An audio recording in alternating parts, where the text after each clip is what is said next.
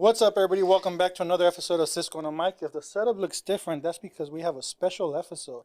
We have not one, not two, but three hosts today. And our special guest,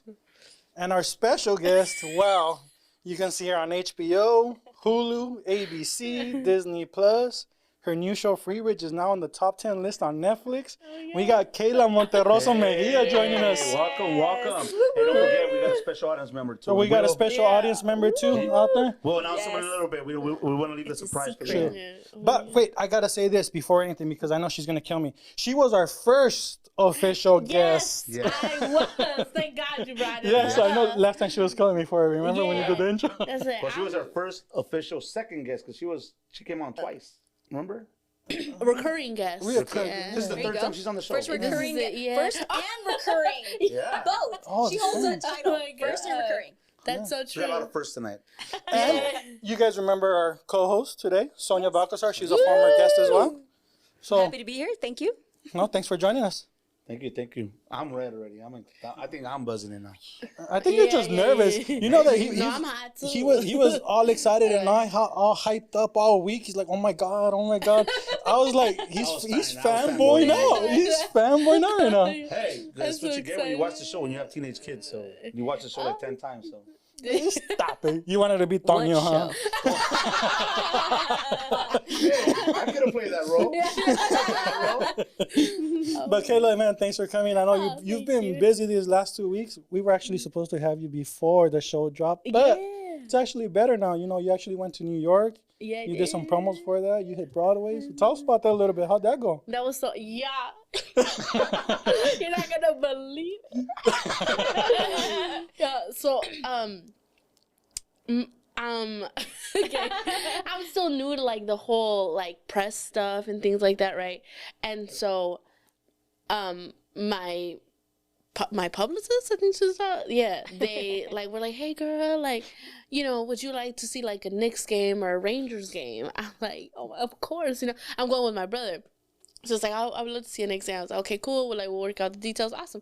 So I get to the place, which they got us in like a nice entrance. I was like, oh my God, what's going on? I'm having such a good time. And then, you're not gonna believe it. Tell us. Yeah. They had us courtside. Oh, dang, like that.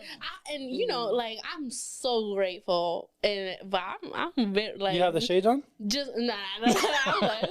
But you know, like I haven't done much. You know, like so I was thinking like, oh, the seats. I didn't think they were gonna be bad. Like, but I was like, oh yeah, like it would just be fun. And the free seats, like, oh my God, of course. The lady like she's moving us closer and closer. I'm like, oh my God. They got us courtside. You're like, are these the right seats? Yeah, I was looking around, and baby, it was so much fun. I went to go see a lot of theater, but it was a great experience. It was my first time, and it was so much fun. I went with my little brother. Did I say that already? I did. Yeah. New York or Chicago? Which? New York. New York. Yeah, it was so much fun, and it was such a good time. We actually said that like years ago, we would go to New York for the first time together. And he ended up making a friend who her mom works at an airline. And, you know, he would, like, get the opportunity to go for free and stuff. And he would always pass up and say, no, like, we did. And it was, like, a thing. It was so special that I got to go with him for the first time. And we finally did it together. And it was so Is nice. this your older brother or younger? My little brother, yeah. My younger brother. That's funny because last time when you went to New Orleans, you said Oh, that yeah, you're like, I'm gonna start taking my brother with me all the time now. Yeah, I take him everywhere. If I'm able to, he comes with me everywhere. He's the best. Just say he's security. No. You mean my brother. He's not security. You're like, I'm taking care of you. Yeah. It's not. But it was really fun. It was such a good time. That's dope. I mean, I'm glad you got to experience courtside because Cisco only takes me to the Clippers games. Yeah. And, Season 2. I mean, we do get courtside because nobody shows up. You know what I mean? I'm just kidding. I know he's a Clipper fan. We're 14 rows from courtside, okay? Yeah, That's pretty good. Yeah, I think they're good. Yeah. We get to see the players at least. I know. I'm just kidding. You're a Clipper fan. Yeah. I said, dope. what am I doing here? So, if you're excited, how was your brother? Was he super excited? He was so excited. I think it meant more to him because he's like a huge sports fan. So it was like the best first trip I could have ever asked for. And Madison Square Garden too, one of the most historic venues too. So so that's dope. When I went to New York, I didn't get to go. There was no game, so I just walked on the outside. And, it doesn't look as good. It doesn't look dope on the outside. But What was the weather like when you went? It was cold as hell. I'm not gonna lie. I was not covered. And I said my brother, he was like, it was only like 10 degrees colder than it was here. Huh. And that's what so that's what I was going off of. I was like, all right, cool. And then we get there, and then I'm probably like, well, it's like 6 degrees. 6 degrees? Yeah, I did not pack for that type of weather. It's California weather. And you know what? It's windy too. The wind is cold. Slaps you in the face, and that was wind chill. That was a whole thing in itself. I do what I could, but it was cold as hell. Tips, guys: gloves and covering your face. Yes, that's it, and some nice socks. That's it. Nice socks? Like warm socks. Nice warm socks. Sock check over there too? Sock check in Sock New check. York. Sock check in New York? Yeah, they do that too. They have some fools out there too. I thought it was Cali. You got to go to the Bronx, but they have fools out there. That's crazy. So life's been coming at you pretty fast, huh? Like this last couple of weeks. Well, last year when you came on, we were talking about actually Burley, when you were barely going to start prepping for it. Yeah. And now here we are, full circle. I know. Still feels very surreal. It's like, I know Sonia's been preparing for this. She bought like a 30-page notebook with questions. Yeah. And, I'm prepared. I have a pressing question for you. Oh my goodness. Tell me. Yes. Tell me. I'm an actor. Mm-hmm. You're an actor. I know things are very special when you hear good news, but I would like to hear about your experience. Tell me about the day you heard that you got the role on Freeridge. Oh my God. The lead role. Yeah, girl. Okay. Reminisce, tell me everything about that day. How you felt, everything. Girl, let me tell you. It was actually so anticlimactic. So I'm like a huge fan of On My Block. And so I just remember from the beginning getting the audition, and I thought, like, I repressed my emotions because I was like, if I don't get this, I'm going to spiral. And so I was so in my head, and I remember just, like, through the, like, couple weeks that I was like, don't get excited, don't get excited, don't get excited. Because, like, I've had, I mean, like, as you know, we go through so many auditions, and I've had things in the past where I really wanted and I didn't get. And I think when you're so lucky to find your passion, it's incredible, and I can't complain. But it also comes with the downside where this is like the thing that you most want, and it feels really tough. And so I didn't want to go through that again. And so this time I try to this sounds so downplay stupid, it a little bit, but I right? tried to turn off my emotions. It was like I was like, if I don't get this, it's because I'm such a huge fan of On My Block. So it's like I didn't get it. I don't want it. And every step of the way I was like, don't. Like when I sent the tapes, that every moment where I got excited, I repressed it and I repressed it and I repressed it. And sure enough, when I finally got the call that I got the job, it was still the same thing. I for some reason, I just didn't allow myself to get excited because I think my brain had, been through, weeks of it, me telling it, no, like, don't get excited, you didn't get it. And when I finally got it, I wasn't able to, feel it fully. We started shooting, we finished shooting, it didn't hit me, and then finally we did the red carpet, and for the premiere, and then at the end of the carpet, you go through interviews and stuff, and the last interview was in Spanish, and I got to have my mom be there, and when I saw her at the end, girl, that's when it hit me, and then I started crying my eyes out. I was like, I think that was a moment where I was like, oh my God, what's here, we did it, and it was full such acceptance of what just happened, right? This is it's real. It happened. I understand that because sometimes you don't want to get your hopes up too high, and you're like, I really want this, but I'm not going to get my hopes up high. And then so you try to manage those emotions so you don't get disappointed, because in acting there's so much rejection, and you have to prepare for that. So that was your coping mechanism. Yes. But even after you filmed it, you still hadn't celebrated yet. No, people were asking me, and I was like, no. I remember during filming being super, happy that this was, my job for, the foreseeable future and that I got to do it every day. But it wasn't, just wouldn't allow myself to think about it too much. And then finally, like at the premiere, I was like, oh my God. And then I cried a little bit when like the banner came out for Netflix, and then you like see my face. I was like, oh, oh my God, You're like, that's me. Yeah, that was a little crazy. I was like, oh my God, that was really awesome. But yeah, I think it wasn't until the premiere where I like fully was like, wow, I really made one of like not one of, but like my biggest dream come true. So I was like, I love that, and congratulations. Thank So you. this just came out last Thursday, right? I know. So between last Thursday and today, which is less than a week, how has your life changed? It's been not necessarily changed too much, but like because I left New York the 31st, so before it came out, and then up until now, so I really don't think I've had time to like think about it, or it's just been like hanging out with my brother and things like that. But it's been like really nice. Like I've had like DMs from people that like I knew in middle school and things like that, and that's been really nice. It's like, oh God. Well, Half of them were from Mike over here. Yeah. I DM'd her on my Mike Cruz photography page. No reply. I'm glad. She's about to respond. Hey, This is thank you. Yeah.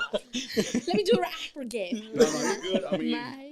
She's looking it up What's right your now. Instagram She's name? like, Mike Cruz photography. Mike go. Cruz. By the way, guys, Mike Cruz photography, hit me up. I'm doing a promo right now. Okay, follow. He does Yeah, weddings. there we he go. does- Well, I don't do weddings no more because they're a hassle. No, okay. Oh yeah. Just check me out. You know Yeah, what I'm saying? yeah. Okay, I followed you. That means she can see the message now. Okay. Yeah. But I want to ask you. So when you broke down when you saw your mom, right, and you were getting interviewed in We're Spanish. getting right to it. But because I remember the last time we talked about when you talked about your mom, she was just like she wasn't sure what you were doing. She knew you were acting, but she That's wasn't like. right. From the first interview. Yeah. So she wasn't like fully aware or didn't know the whole scope of everything that was going on. Does she see it now? Like, what is she saying now? Sorry. When I watched that interview, I was like, you know what? Like, what you were describing, and if you haven't watched the first interview with Keyla, go back and watch it. It's very good, and you can get to see her journey from then to now. But sometimes our family members, as actors, our family members don't truly understand the journey, and you can tell them, oh, I got this role, I got this, I got that, and they don't really understand because they don't know that world, and so we have to kind of describe it to them. So what you're describing now, I'm curious to know also, like how has your mom transitioned from her perspective before to now walking the red carpet? Was she at the red carpet with you? She was. It's been interesting because I think she like kind of knew, but I think for her to like see it was something completely else, and it was really nice to just see how proud of me she was, because she's always been proud of me in her own way, just because she like loves me. And my dad too, But for them, I think to see the whole thing was like the look on her face. It was like I see how she's like, oh damn, I had like no idea like this is what you were doing. That was really cool. And to my dad too. My dad doesn't really cry at all and doesn't show emotion. And to see him like be so proud of me and like in such disbelief was so nice, because I think it was hard for them for a long time because I didn't go to college and I didn't choose a career path, and my dad really wanted me to go to college, and I felt like when I told him I wasn't going to go, I think was one of the first times where he was really disappointed in me.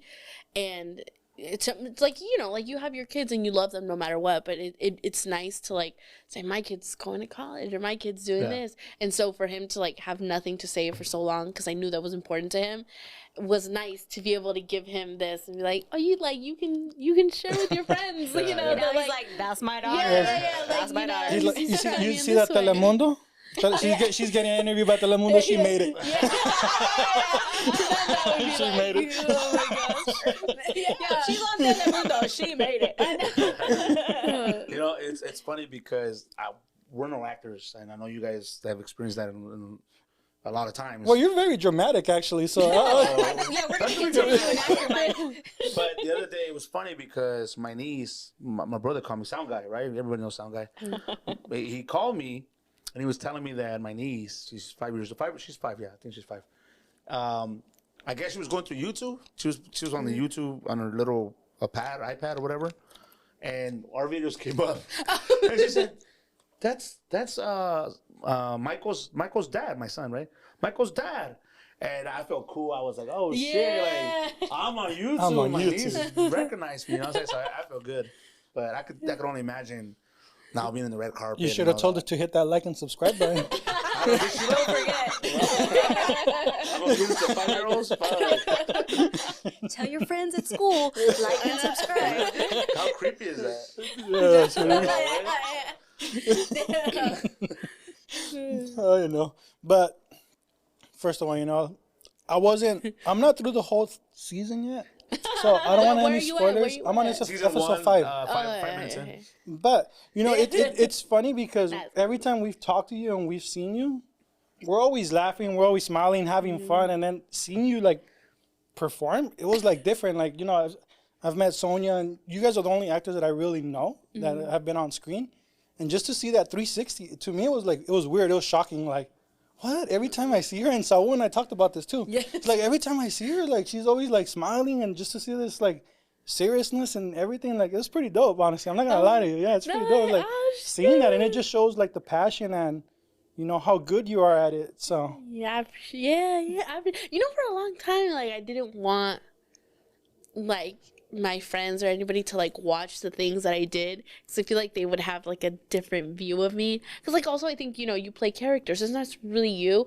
and I think if people watch things, they like have this idea of who they think you are, and then they meet you and they're like, oh, you're nothing like this. I was like, it's nice that you like knew me first, you know what I mean, and then before watching the show. Yeah, before. But most importantly, like I didn't see Keyla, I saw the character. So I think that's when you did like a great job, because I wasn't seeing Keyla. It was her. I forgot it was Keyla. Like I was watching the show and I was looking at Gloria. You know what I mean? So that's where I got lost. I was like, oh damn. I did something similar, but the only thing that did trip me out was like, I would say, Keyla, why are you saying those things? Because I was thinking like you played the character so well, and like I said, I got teenage girls, so I got a Gloria and an Inez at home. Oh, do you? Well, you met them. They're my Gloria and my Inez. I told you. Remember, I messaged you.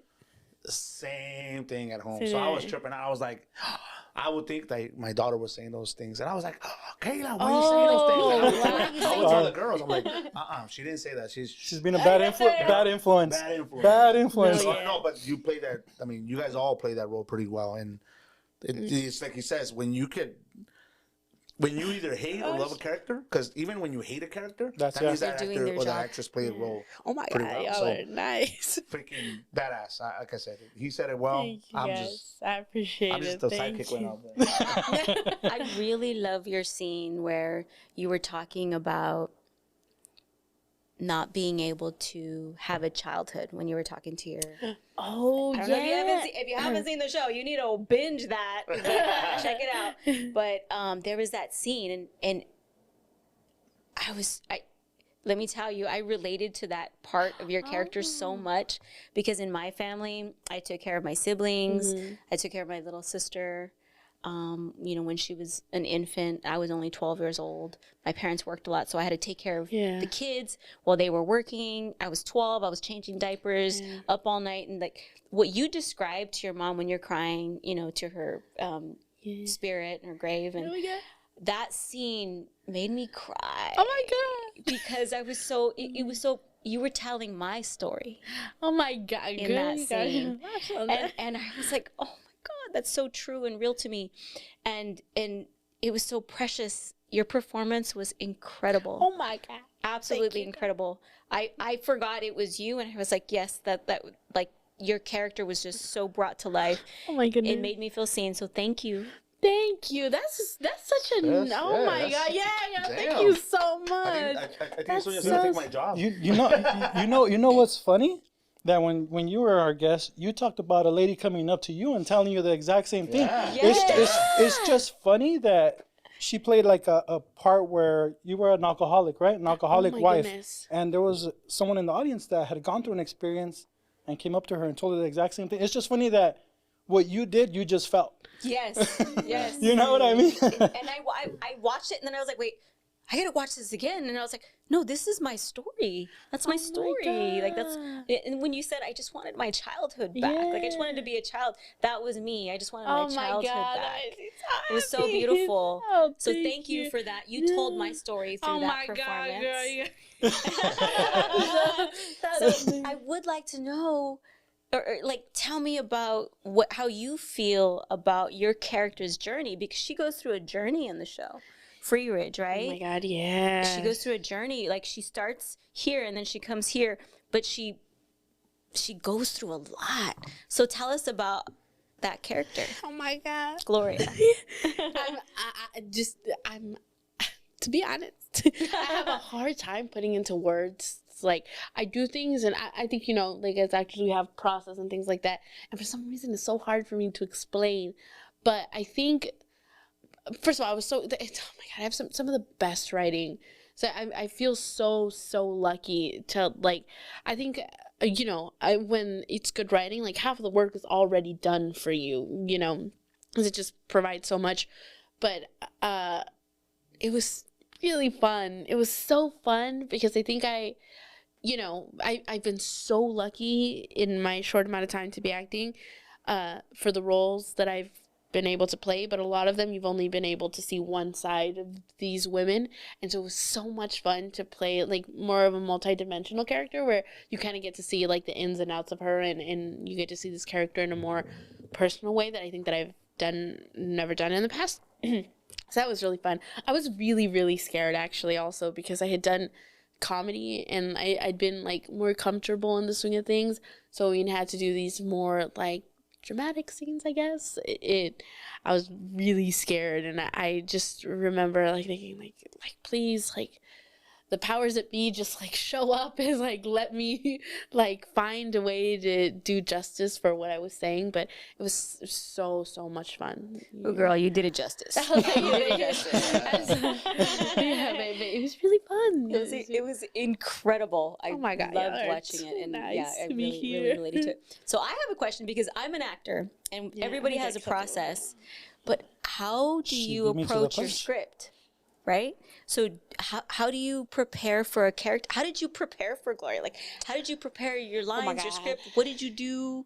How do you do that? Do you use apps? Do you use like fret your brother? What do you do? That's a good question. Actually, I was going to ask the same thing because that's what you were talking about, how this production specifically was longer than anything you've done. Yeah. So you were still trying to find your way. Yes. And now you're going to tell us that way. Well, no, but I think my process is always evolving, and I think because I didn't have like traditional training, I also don't have like a set process. I think I'm still trying to like figure out things that work for me.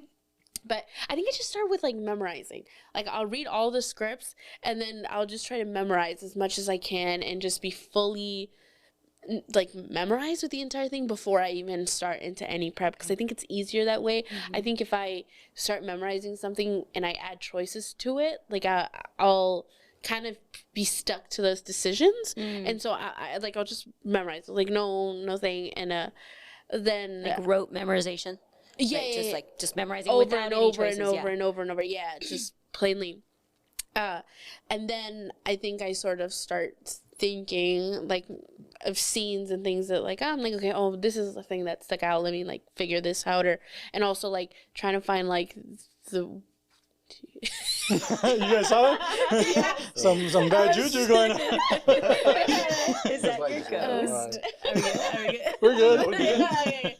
I was like, that's a girl. I'm not gonna lie. No. So when I start talking, I sometimes forget my point.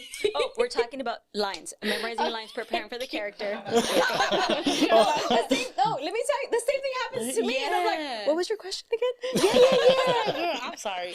There's that light that scared you, huh? Yeah, it scared me too. What's going on? It's that damn box.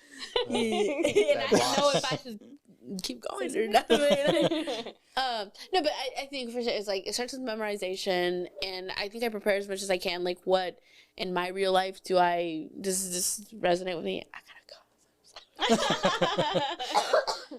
I'll memorize it, and then I like to get together with like my scene partners and also just get to know them as a person. That way we can like feel comfortable with each other, because I think when you're acting with someone, it's something very intimate and it's very personal, and you have to have like a good connection and feel comfortable and safe with someone. And so I try to get to know them as much as I can, and outside of like the script or anything like that, just as a person, like, you know, how they feel and whatever it is that they're going through. And did you arrange that on your own, or you got like, did you get rehearsal time? Yeah, we did. And we like, you know, me and the cast, we got together a bunch of times to just hang out and then like not talk about anything that had to do with Freeridge, but literally just hang out and get to know each other. Yeah. Okay.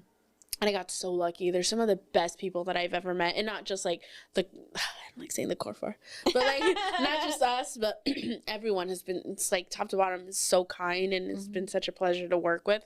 But to be completely honest, I'm still trying to figure it out. And I've learned like some things work for me and some things don't.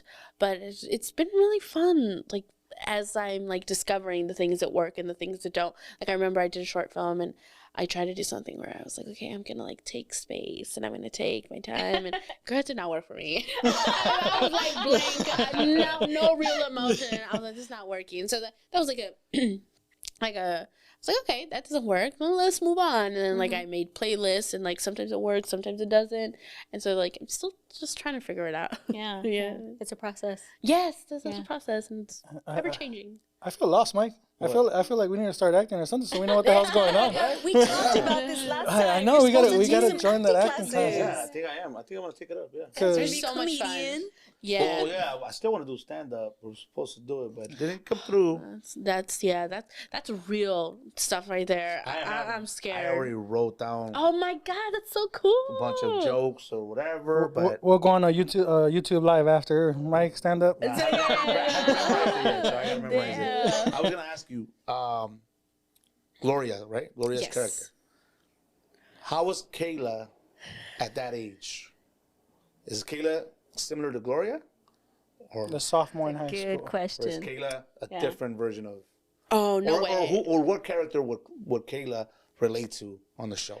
I think when I was her age, I was already trying to become an actress, and I'm not sure if I was like in a performing arts school already, but I think at her age, I had already decided that this was what I wanted to do. And so I wasn't like her. I think in some ways I was, not at her age. But I think at that point, I was just like so focused on this one thing. And so all of my free time, all of like anything that I did, and the only thing that I thought about was like this one thing. And so by that time, I was like already like, okay, this is like all consuming, and I didn't have time for anything else. But as I got older, then I think I turned into a version of Gloria where I was like in everyone's business and I thought I knew everything, and it was very frustrating. And then I got help. And intervention. Yeah, I think I realized that like I was so focused on everyone's life because I was just avoiding things that had to do with my own life. And so that was like a distraction. It's like, I'm going to focus on my mom, I'm going to focus on my dad or my brother, so I don't have to like think about what's going on with me and what I'm feeling. And so in that way, I think I was like Gloria. I was in everyone's business. It was my dad's, and I would drive him crazy and stuff. But that came on later, and I learned how to let go of that. And I learned it was like the thing like live and let people live, and their consequences for the choices they make have nothing to do with me. And as much as I love someone, whether it's like my dad, my mom, my brother, I have to like it's their life, and I learned how to deal with it.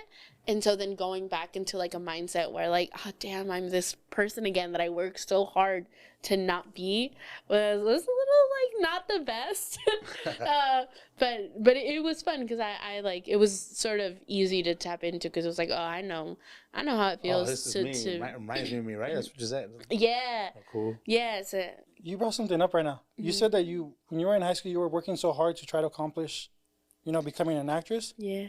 What about now? Are you like experiencing and living in the moment? Because sometimes you still get caught up in that moment that you still feel like, I still have to keep doing, but you're not enjoying that momentary thing or living in the present.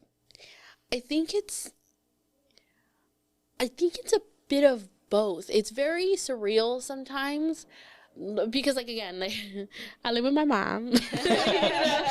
Like my parents, like I guess now they understand, but it's not like I'm really aware of like I guess what I like my job is. I feel so grateful to be able to say that, but it's not like I'm an actress and I'm doing these things. It's like I go into Burbank or wherever we're shooting and I do it, and then I come home and then my mom is like, what's up, girl? Like, for dinner. Get us a nap. Yeah.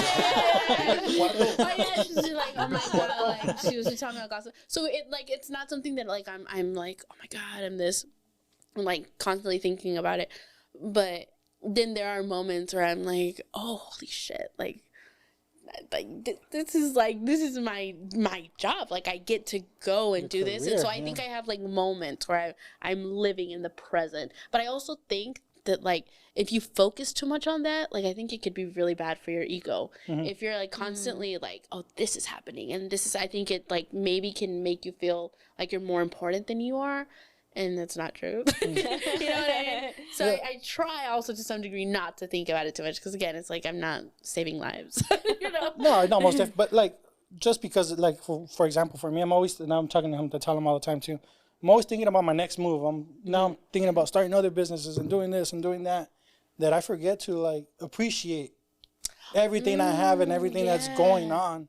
You know, the people around me with the podcast, you know, I'm focusing on, you know, we want to do this and we want to do that and we want to improve. But at the same time, like, I'm not enjoying this moment right now where we're just sitting down talking sometimes, you know? Yeah. So sometimes we just get ahead of ourselves that we're not thinking about the present and enjoying it and just laughing and smiling and making that memory. Yeah, I also think I have been more of like, I think sometimes with social media, you get caught up in comparing yourself to other people and like, oh, they're in this place and that.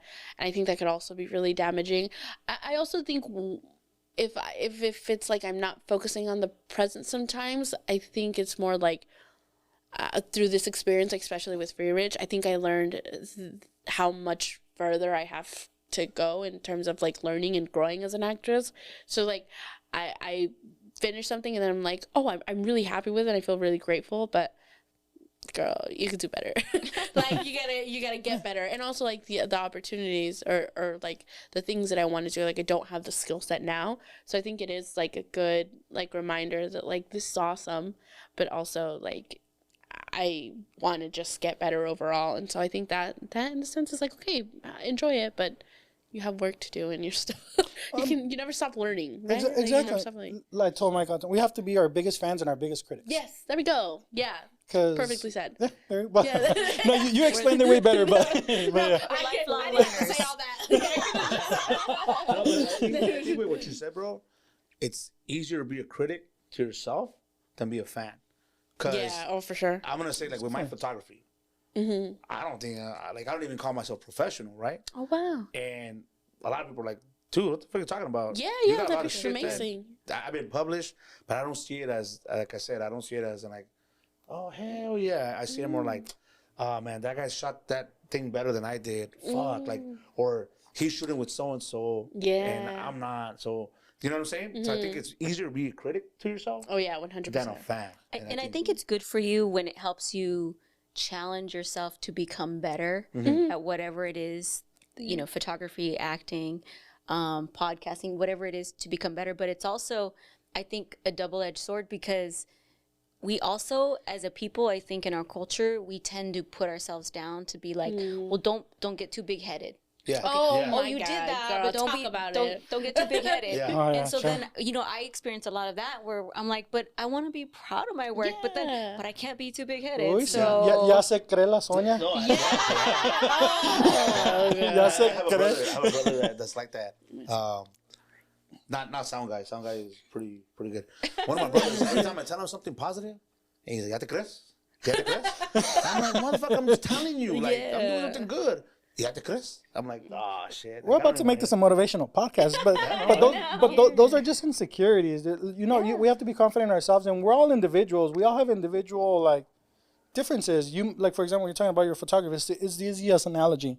You have an eye for one thing, someone else has an eye for something else. True. So when, like Keyla said, if social media makes it hard because we're trying to compare ourselves to these other things, but we're not. We're our own individual person, and that's what it should be. You know, like focus on your stuff, and you should be fine. You're right. Yeah. I think sometimes also like I in terms of like there's like this whole thing where it's like, oh, you're changing and things like this. I don't think that's true. I think it is true. I think you do change, but I realize that like not for the reasons that people think or they might say. It's like, I think, for example, for myself, this is my goal for like everything I did. I was like in debt and I had like nothing else, and my friends were doing all these things, and this was my entire goal that my life just consumed me completely. And so when I reached this goal in some way, I felt like I had more confidence in myself, not because of the things that I was doing, but more so like I reached this goal that I had for myself that I've had for like the last 10 years, and it worked out. And that gave me confidence. And in turn, I started like maybe speaking up more or maybe standing up for myself when others put me down. And I think, you know, people might think, oh, it's because she's getting big. I was like, no, because I worked my ass off and it came true, and I feel better about myself. And you're also worthy of the dream that you set in your heart. Like, you're worthy of that, right? And people should believe in that. But there's also a saying, too, where people that don't like the person that you've become are because they can't manipulate you anymore. Ooh. Right? That was good. Sonia busting out the words of wisdom. Wait, Keyla got boundaries, and we're like, wait, I can't tell you what to do. You're like, oh, see, no, that's why they don't like the new Keyla, which is your development into the person that you are, which is whole and complete and worthy of every dream that you set. Period. I like that. Yeah, that was good. That was good. Yeah, I got something better than this. How do you follow up that up? Yeah. So some people, I hate when people say, "Oh, lucky." Oh yeah. I fucking hate that. Because Must be nice. Must be nice. And I'm just like, no, motherfucker. So that's I work for this shit. That's not personal. Lucky is giving it to you. Like, some of the things I've gotten or done or whatever, it's because I work my ass off. It's not luck. So I hate people that say lucky or nice. It must be nice. It's like, no, it's jealousy. And it's, like you said, it's insecurities about their own selves. They're not putting in the work. So it's like, it's easier for me to say lucky than to me go put out the work. So. Yeah. Have you gotten that? Now, you know, you're walking red carpets, you're doing promos, you're on Netflix, the covers and everything. Have you started to get, like, people come out and be like, oh, must be nice, or, oh, lucky you? I think maybe, like, I've gotten a couple must be nices before. Personal? And you know what? I will say, like, I think in some instances it is like people have worked their ass off, and I think I have too. But I do think there is, I don't think, I just haven't lived enough years on earth to be able to like have said, oh, like there has to be luck or there has to be something else involved, because the things that I have done and I have been able to do, like, I haven't done enough good in this world to be able to receive the things that I have. And so I have to believe that it's like, for some reason, I just feel very grateful. And because it's like people, like, you know, like actors work their ass off. And for some reason, like I did too, but for some reason, like it happened to be me. And I feel like just a crazy amount of gratitude, because I've met people who are so much more talented than I am and who are way more hardworking. And for some reason, these opportunities happen to me. And I just like, I think there's gratitude. A little bit of, for actors, there's a little bit of being in the right place at the right time. Yes, right? 100%. And if you feel like, oh, wait, maybe someone else has been working in the industry for 10, 15, 20 years and they are talented and you recognize their talent, but they just haven't got that breakout role. It's just being at the right place at the right time. And so I understand like alignment for it as well. It has to be in alignment. There's a little bit of like luck in there. Yeah, like some magic dust for alignment. But you know, there's also the work too. And like you said before, you just said it was all consuming. That's all you did. That's all you thought. That's all you worked for. So not everybody puts that amount of passion and energy into it. They might half believe, but you fully believed and you fully went for it. So you earned it and a little bit of magic too. Like, oh, that's true. I'm going to flip your perspective though, because last time you said that you gave up a lot during high school. I did. You weren't going out with your friends. You weren't going to the dances. You weren't going to the parties. Yeah. You were just working on your craft. So you got to give yourself some credit too. But no, you know what? I also think it was like, I think I also got really lucky because I found my passion early. And so like, yes, I guess it's work and but it's also like my favorite thing in this world.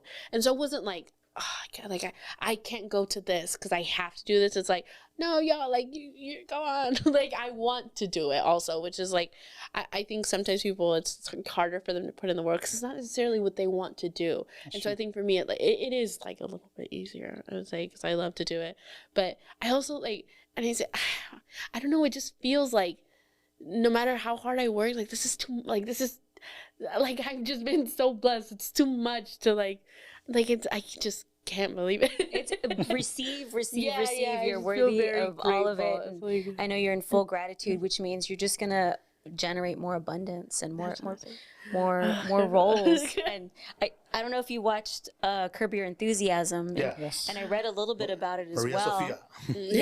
Yes. And you were only originally supposed, and correct me if I'm wrong, you were originally only supposed to be on one episode, but then you became... You know what, girl? I'm glad you said it. Because this has been twisted. And it's not twisted. It's nothing like that, actually. I think I just didn't speak clearly. As you can see, happens to me all the time. No, what happened was I didn't know. They knew. But because it's a secret, it's a very secret show, I just didn't know. So they were telling me, like, bit by bit, which is, oh my God, this is also, I think, a huge thing for actors. Like, I just want to say, when I auditioned, when it came out on Breakdowns, it just said 1 day co-star. And there's people and actors who feel like they're above that. And they're like, oh no, I've done a couple things I know. Had I felt that way and been like, no, I'm not too, I would have missed out on that opportunity because they didn't say it was a recurring. They said it was 1 episode, under 5 lines. And if I would have thought, no, I would have missed. And they knew the whole time that it was going to be a huge arc. Episodes. Yeah. And I didn't. Nobody did because it wasn't anywhere on there. And so I think there's just a huge testament. If you feel it, like, it's a lie. Like, you're never too good to do free work or small things or anything like that. No, it'll like, and I've noticed the times where I've done like free work or like things that were just like to help out my friends and things like that, they've turned into these opportunities that are like, I had no idea. But that was like, it was originally a co-star, nothing big. And, you know, then they said, oh, like it's going to be 3 episodes. Then I did the fitting, and in the fitting, they're like, we'll fit you for these 3 and then the next 3 later. And I was like, wait, what? Girl. It was the robot. Yeah. But so it's been like, it was great, and it was like such a surprise. Tell us what it was like working with Larry David. Oh my God, he's phenomenal. He's like he's also just like one of the best people ever, and I just owe them so much. They really, like, all the things that I've been able to do have been because of them and how they were able to give me a chance when there was like nothing on my resume. So they have so much, like, I'm gonna never say a bad thing about that. I was gonna say maybe Larry David could come out on Freeridge as a counselor or something. Oh my God! Oh, you remember Hannah Montana? No, I haven't seen that. Oh my God, he comes out in Hannah Montana. Does he really? Yeah, that's really cool. It's really cool. Sorry, but he was amazing, and you know what? It's so incredible to see the way that, you know, him and Jeff Schaffer is like his creative partner, and he's incredible as well. He's just one of the best people. But they work on a joke like in real time. So, you know, I'm in a scene with him, and maybe something is like, you know, like they can't figure. They'll come over and they'll start brainstorming, and to be able to see them come up with like these like scenarios, just like comedy gold. You're just like, oh my God. I was like, I shouldn't be like. It's like, oh my God, like it's so cool. It was like a comedy masterclass to be able to see them in action. Yeah. That's dope. That's so cool. Yeah. That's dope. I have a follow-up question too. Just funny stuff in general. What is the funniest thing that you've seen on TV, film, or social media in the past week? In the past week? Oh, girl, that's a good one. You know what comes up on my feed sometimes? Like Modern Family clips. And so there was like one where the Gloria's kid, I don't know what his name is. What's Gloria's kid's name on the Modern Family show? The little kid, he's like, I like to steal things. It's funny. I forgot his name. Oh my goodness. I don't watch Modern Family. I'm like, I haven't seen it. I know. He's the romantic one, like the ladies' man. The little baby. The little the kid. baby. Yes, Oh. he's such a good actor. Yeah. He's so funny. I forgot to say. Let me say something else. Let me think one of the people I've like heard of. I was gonna reference Fool's Gone Wild. That's where I. Take it away. Take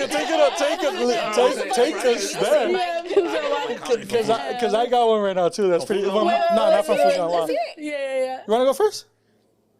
I mean, I follow Fool's Gone Wild. I'm just saying, I get all my video from there. It's I was watching the Saturday Night Live clips with Pedro Pascal. Oh, those are dope. Yeah. Man, they were freaking hilarious. Yes. I don't know if you guys saw the Saturday Night Live what he did. I watched I clips just saw of the it. Did you see the wake up one? When he wakes up from the hospital? No, I've seen Oh, the one like- where I saw Mario Kart. I sent you guys that one. Well, I seen it before. I sent you, but oh my, you guys gotta watch that one's hilarious. Like, Describe it. oh, so it's funny. So he's like, he wakes up in a hospital setting, right? He was in a coma. Hold on, let me get into character. Okay. No. So it's like he wakes up in the hospital, right? He just wakes up and he's surrounded by his wife, his sister, and his sister's husband, and the doctor is there, right? He's explaining, oh yeah, so the good thing is that he woke up, right? So Pedro Pascal's voice changes. He's like, oh my God, right? Like, yeah. So he's like this, and his wife's like, oh my God, babe, you're awake. And he's like, who are you? No way. And so he's just talking like that, and then out of nowhere, like the doctor just goes, see, he's coming back. At least he's talking. It's getting better. So then they're all like, just meet him halfway. So everybody in the room starts talking like that. Like, baby, I just want to tell you. And the sister's like, you gonna make me cry. but it's fucking hilarious. That sounds Dude, hilarious. I saw that like 3 times. I was cracking up. It was freaking hilarious.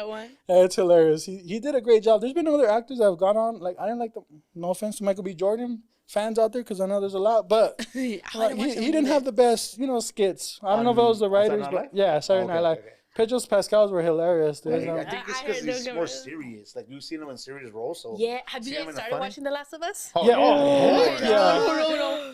No, I haven't. You haven't? No. I haven't had time. Oh. No, yeah. And you know what? I downloaded to watch him on the plane. I didn't want to watch it because it was like, that's a little screen. Like, I want to watch it in like a whole thing. Yeah. Yes. It's so good. Yeah. He's so Oh my God, I'm good. so excited. it's masterpiece. I told Mike, there's a lot of people that were hating on episode 3. I'm not gonna run it. I'm not gonna say anything. Yeah. But I heard about episode 3. I know what it's about. but it's I think it was beautifully done. it's beautifully done, yeah, and then I'm not gonna lie, it's probably one of the best episodes. it's I've for a Wow, that's yes. I told amazing. Saul, it's one of the best standalone episodes I've ever seen in the Yes, show. people were Film. calling it one of the What's that? best Like its episodes of own TV film. period. Exactly. By And- itself. And in such a short time, you saw this character development and growth and outcome. I was like, Yes. boom. I feel like a critic right now. So good. Roper and Ebert. Cisco and Ebert. Fool. 4 thumbs up. But yeah, Wait, it's you haven't really seen good. it. 3 thumbs up. No. This is a homie channel, so we give it a high knee sock. There you go. The higher the socks, the higher the rating. I'm excited to start watching it. Yeah, You have to. Oh, You you're have missing to. out. Yeah. Do you still fan out about things like that? Like different shows and, well, obviously, like on my blog, but like, do you fan out over like seeing different shows? The And question is that. I mean, Why? Because, or why would you think that I wouldn't? because there's people, for example, that like in Minecraft, like I was telling Mike earlier when he was leveling the camera or the curtain, I was Yeah. like, no, because it's not straight. Oh, so So- you mean you can't watch it, like, Yeah, or see because- something outside of yours? Exactly, outside of my scope, because it's like, no, like, to me, this is what I do. So it's like, like, Nah, but you're just an egomaniac, dog. You're just Yeah, that's what it sounds like. That's my how much is right now. no, but even like, for example, like we had Echo's World, and when he was talking about shooting, he said that he can't really watch a lot of films because he says, oh, I know how they did that, or oh, he messed up right there. He starts like seeing Yeah, little that's true. That's true. little yeah. tidbits. No way. I can watch it. Even actors and actresses, like, you guys can't watch your own stuff sometimes. So it's sometimes. Yeah. so I was just curious about that because I know that a lot of people can't. Yeah, my bad. I was aggressive back then. I was like, what? My bad. I didn't mean to do all that. No. Oh, Yeah, I'm taking that personal. We're about to start a fight right now. I see. Opening episode, Freeridge. I'm gonna end up with some agave and sugar. No. I do, and I think sometimes, like, I love to watch these. Like, I just watched House of the Dragon. I didn't just watch it, but I'm obsessed. Did you guys watch House of the Dragon? Yes. Which one? So, House of the Dragon. Oh, of course. Yeah. So good. Yes. But I think there's certain things where I'll go back and watch them again. Cause have you guys seen, I don't think you have, but it's this movie called After Sun. No. I'm blanking on his name. Oh, Paul Mescal. He's nominated for Best Actor for drama for the Oscars. He's phenomenal, and I'll watch his perform. Like, I'll watch it once for enjoyment, and if it does something to you, I'll watch it again, like, to study it and to see like where his whole thing comes from. But I think it'll be like I'll watch something for enjoyment, and then if I it's like, oh wow, then I'll watch it again with like a more like eagle eye, like you're studying. That's what I did with Call Me by Your Name with Timothy Chalamet. Oh, when I watched Call Me by Your Name, I was like blown away, and then I was like, no, I need to watch this again. Which one? And again, and again. Call Me by Your Name. Oh, so with good. Timothy Chalamet and Armie Hammer. Yeah. Where can we find that? Was this Armie Hammer before the whole drama and scandal? Yes, it was before. It was before. It's such a film. Oh my God, Timothy Chalamet is just like alive in every single. He has not one thought that isn't like real, true, and authentic. Oh my God, you have to watch this. You have to watch it. Yes. Okay. Call Me by Your Name. You know that. Well, go ahead. Well, I was gonna say fucking M. Night Shyamalan. The director. Yeah, the director. You know, his new movie's out. Cabin in the Woods. Cabin in the Woods. Not the Cabin in the Woods. Yeah. Not in the Cabin. No, I'm saying, like, I don't know if you guys seen the other films of his. Like, obviously, The Sixth Sense is his. Yeah, huge. Signs. Have you guys seen the one where they're at the beach? Is it the beach? Old. Oh, yes. no. They're all trippy. So I want to see what this one's about. He has really great twists in his. Yeah. So I like watching shit like that where it's like, it trips you out. Yeah. You don't know if you're drunk or high or what the fuck is the twist. I'm just saying, because the twist fuck you up. You know what I'm He saying? tends to tap into your fears of natural things like wind. Why would you be afraid of wind? Yeah. Right? Like getting old. Getting old. Like, he taps into those things that you're like, wait, should I be afraid of those things? Exactly. Yeah. It's life. Exactly. Yeah. So I like shit like that. Yeah. That's. I wanted to ask you, since we have two of you guys here, you know, in the. Well, we got one of each. Yeah. Well, in the acting field, well, we got three in the studio today. Wait. He's still a secret. So we got three. We're just building it up, guys. We're building it up. But wait till the end. Yeah. Like, you guys were talking about Timothy, right? And do you guys get inspiration when you guys see them? Like, what inspiration do you guys take away? What can you take away from seeing other people on screen? Girl, you go ahead. Oh my God. So when I watched Timothy Chalamet, he was, for me, an unknown when I watched Call Me by Your Name. And it was an independent film. And, you know, as SAG actors, we get those DVDs that get sent to us to vote for SAG nominations and to vote for SAG winners. And so I got the stack of DVDs that year, and I was just popping them in and watching them on the DVD. And I was like, what is this? And then I was like, oh my God. This is good performance. And it was one of those performances, like the whole film, where you don't pick up your phone, you don't talk to anyone else, you don't go to the bathroom, you're just sitting there watching it. And I was blown away. I'm like, who is this actor? He was incredible. And I hadn't seen him in anything before that, but he had a good body of work. But his performance was so precious. I watched it the first time, like you said, for enjoyment, but then I had to watch it again as an actor. I had to go back and watch it again. Like, what was so phenomenal about his performance? And I studied it and studied it. And I don't know how many times I've watched that film, but I only did it multiple times because I was just watching all of the choices that he was making as an actor, which were phenomenal. It's just so authentic and in the moment. And I only dreamed to be in that, right? To work like that. Yeah, that was so good. I only dream of being so good, girl.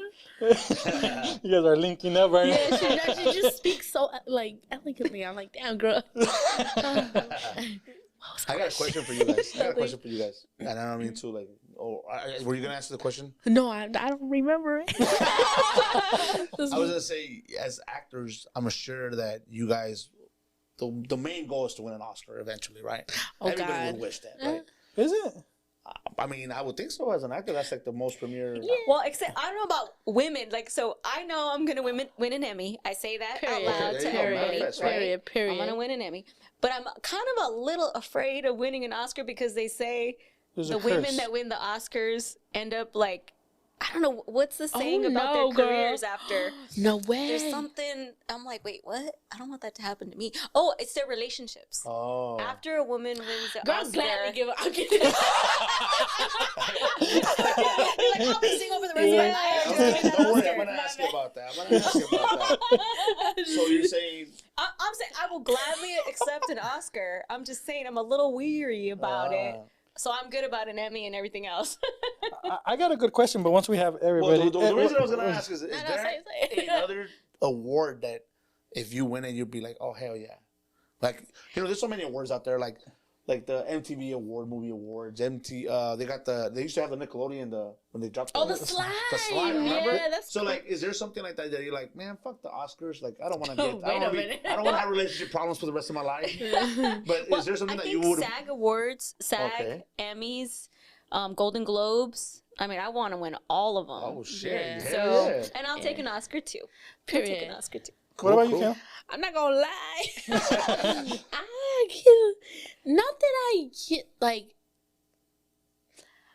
I think even since when I was trying to become an actress, I didn't think of like maybe there's like ignorance is bliss, or I like wasn't thinking like, oh, I'm actually gonna make it or like be able to have this. Like, I think I was just so focused on like this makes me happy and like I want to keep doing it, and like you progress like just naturally. You're like, oh, I want to do this and this and this, and like opportunities opportunities came and I was able to take advantage of them, but not because I was necessarily like that was my goal. Like my goal was just getting better, and I've said this before. I feel like everything that I wanted has like come true and like way more. I'm afraid of like wanting more things. Not like wanting more things, but like I just like I don't know that I just want to. This you know what this is what I've learned. I just want to be happy. And, like, I just, as dumb and corny as it sounds, like, I just want to be happy. And I want to be proud of the things that I'm in and like, be able to promote them with, like, just genuinely. And not feel like, because, I've been lucky so far that I haven't. But I can imagine that must feel really shitty to, like, be a part of something that you don't really like. And I like, as much as I can, I want to, like, not think of, like, what it can get me, whether it's, like, money or fame or things like that. I just really want to do things that, like, I'm happy about. And, if things come because of it, thank you. but I think that's a misconception, too, because I've said this in so many podcasts and interviews. Yeah. I don't act for fame or money. Period. And I would never act for fame or money. And I'm going to act till the day I die. And I'm going to act without pay, without accolades, without recognition. But I'm going to act because it's truly what my heart is called to do. Yeah. And I'm going to be happy doing it, by myself in my room practicing lines. I will do that because that's what I love to do. And that's my art. Yeah. And I often reference like an artist. If you call yourself a painter, let's say, and you love to paint and you're in your room and you're painting, you don't need to have that painting sold for $100,000 for you to be called a painter. Mm-hmm. You're an artist. You're a painter. You enjoy doing it. So as actors, we enjoy acting. And it's not about getting the accolades or anything. They're nice, but it's not what makes us happy. It's the act of actually doing it that makes us happy. Yeah. 100%. Yeah. I'll take the Lifetime Achievement Award. Well, just something small. If I have to choose. Bro, I'm not gonna lie. Right now, as Sonia was saying her speech, all I kept thinking was Crucito from Blood and Bravo when he goes up to receive his artist award, and he's saying, Mi abuelito me dijo, mijo, eres un artista. I was like, damn, that's dope. I just kept imagining the Sonia up there like. Receiving. I reference Blood and Blood like a motherfucker, so that's my favorite movie. Anyways. You guys want to bring out the surprise? We want to stop it and bring out the surprise?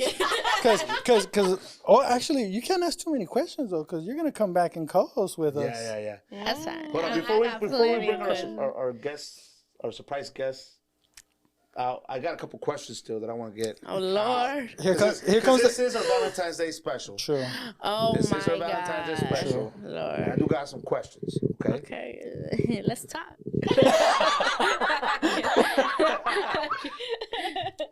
Is there a real life Rusty? Hell in no. Kayla's life? You ain't gotta finish the question. She's No. like, you could give me the Oscar right now. She's like, I don't care. Shoot it over. Good answer. Because if there's many Rusties, that Rusty will never know. Right? No, not because there's many Rusties. No. Okay, no, I'm just curious. First of all, she lives in the LA area to find a Rusty. Oh, you live in the IE now? Yeah. Oh, you always lived in the IE, Yeah, right? yeah. The IE. Oh, I thought you were gonna go the other Valentine's route we talked about. Oh, we are. That's our part of No Manches. We're gonna talk about that, but now He want to ask me. He's anxious to do this, huh? No, I want to know about Rusty. But now, you ready to bring our Alrighty, as promised, guys, we have a special guest joining in here, and it was actually a surprise to everybody, including our guest today, Keyla. When she walked in, I wish I would have recorded that expression, but we got 2 people from Freeridge and 1 from on my block, and we're gonna see what happens there. But we got Steve Villegas coming in here. Where's that? He's behind the door like Maury Povich. He's just gonna jump in. Also known as Sad Eyes. It's all sad eyes.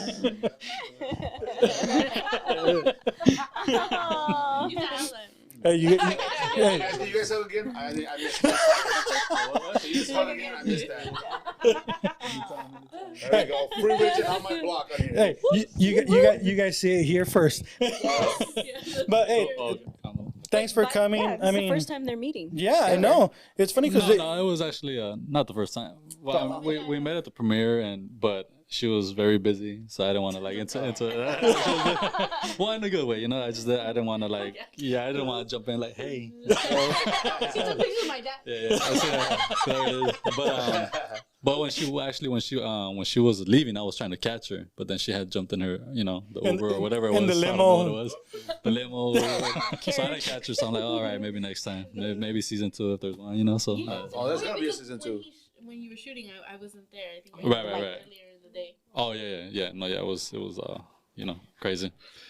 But yeah. so no, thank you. this experience for you, Keyla. I mean, you're a huge fan of the show. You were talking about it, and now you're a huge fan of the show, and you walked in and you get to see one of your favorite characters on here, and it's just funny how it's a spin-off. And well, can we say what happens at the end? No. Yeah, I don't think we Can should we go? probably Can we do go? it. Okay. All right. No, let's talk about it.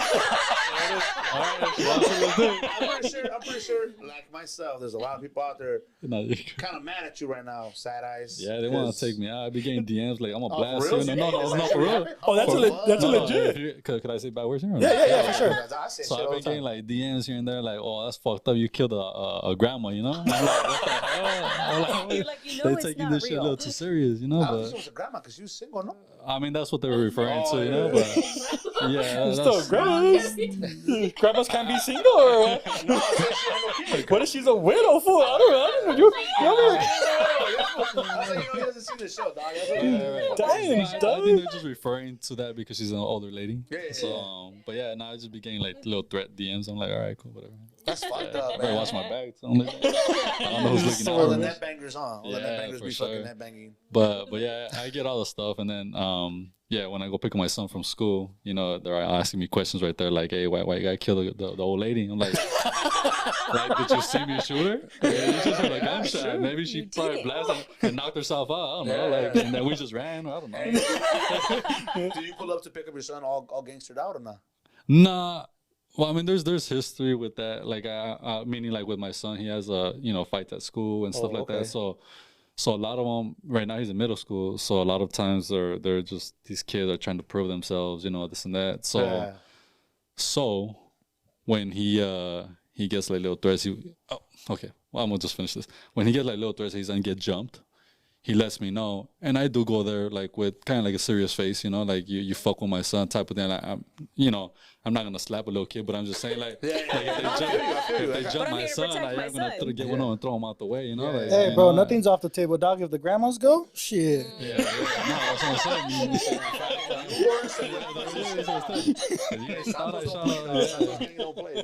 That's what I'm saying. If you guys thought I shot an old lady, like, best believe I'll get your ass. If you're jumping my son and shit, like. Cool. But anyway, I don't go like with a mad face either. I'm just like kind of just serious. I've always been a serious person, just dope. serious, very observant, kind of just look around type of thing. But yeah, sometimes I guess they'll take it as if I'm mad because again, I do have a very, I guess, serious face. Okay. Or I just, But when On My Block came out, it was just crazy. I pick up my son and it just a whole chaos. Like I was there for like an extra hour, for signing backpacks, shoes. Yeah, I think he even went on TikTok and it just went everywhere. And I got those messages sent to me. I'm like, oh, what the hell? So the kids were recording the whole time. But yeah, shoes, backpacks. They want me to sign their forehead. I'm like, what? I'm like, nah, I don't know, man. Like, that's kind of weird. But yeah, it was all love, Cool. But I think because of that, my son gets a lot of attention as well at school. Yeah. But then there's also those haters. The negative attention. Yeah. So it's like, but he knows how to fight. So cool. It's all good. From being on the show, like On My Block, now you see a spinoff coming in Freeridge. What have you seen from the show that's like that you're taking away from watching it? Because, you've acted in On My Block, so now you see the spinoff, and it's a little different, but it's kind of still related. So how's that been? It's cool. I mean, I seen the show. I like the new characters. They're funny. The way it starts off, it's just right away with like action, fighting, and spitting in someone's face. And I don't know what so it was cool right away. And then my kids are a big fan of On My Block, so they like the spinoff as well. And there was a question. I think like, is it the same thing? Is it? I'm like, yeah. It's pretty much On My Block, but just continuation with different characters. Just watch it. You'll enjoy it. You get used to the characters. Just like at one point, nobody knew what On My Block was gonna be. They were not known characters. I mean, known actors. And now they're known. And now they're doing their own thing. So I think a lot of actors that came out on My Block have come up to like get more roles and including myself, so it's cool. I'm also on SWAT, the TV show SWAT. I see that. Yeah. So I'll be filming there goes the light again. Yeah, so, I know, man. So you got what, 1, 2, 3, 4 more to go. So but yeah, no, on SWAT it's a good thing too. I mean, wait, I think I was gonna say something else, but anyway, SWAT's a good show as well. And yeah, they love me, man. I mean, ever since I started with SWAT, they just kept bringing me back on the other episodes. And how I got that audition was crazy because I didn't. You want to know, right? Yeah. So how I got that is just like you said. I memorized the lines first, and then I'm able to play like with what I got to do. So I memorized it, and I felt very confident. But at the same time, I was like hungry for it because I'm a big fan of the movie, but I will see the billboards of the show, and I'm like, damn, I'd be tired to be on that show. Yeah. Never expecting myself to be on it. So I memorized it, but I'm like, you know what? There's something missing, man. Like coming from like LA, I kind of know like I know a lot of actors are gonna come in like, what's up, Pese, like this, but I'm not gonna be that way because that's just the whole typical, same thing. I want to be different. So I could still be different. I mean, I could be different, still kind of throw in that same vibe, but I did it my own way. It was more serious, blah blah blah. But anyway. I felt like I needed something, which is I tore a piece of paper. I rolled it up as if I was rolling up a cigarette. I mean, weed and shit. So I went in there already with the little piece of paper in my my ear. So then I see the camera people that are recording, the casting director and stuff like that. They're recording me. So I'm like, damn, here it goes, So I get my my cigarette, and they're supposedly the cops, they're reading the other lines to me, and I'm giving them the attitude back, but very chill, very calm, but serious at the same time. And then my last lines were like, what was it? My family's been on this block since 1969. We roll deep or something like that. And then I say, we belong here. Like, you don't. And then I take a hit, and I threw it to the casting director's face. And I turned away, like I was still in character, turned away, very serious. As I turned around, I'm like, fuck. And then I turned around, I'm sorry.